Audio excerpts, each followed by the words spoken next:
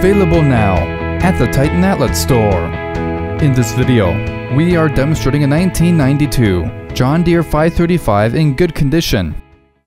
This round baler features a hydraulic bale tensioner, variable bale chamber, and mechanical twine control, along with a 540 PTO and a standard width pickup with manual lift and dual gauge wheels, and an electronic bale monitor.